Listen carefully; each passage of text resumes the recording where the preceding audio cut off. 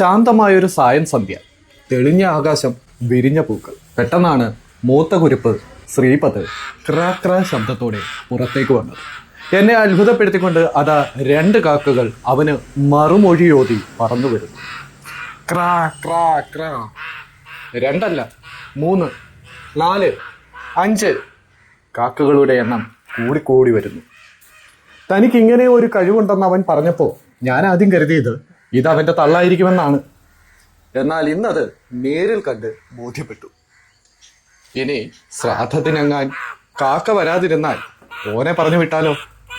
പുതിയൊരു ബിസിനസ് സാധ്യത മുന്നിൽ കണ്ടുകൊണ്ട് തൽക്കാലം വിടാം.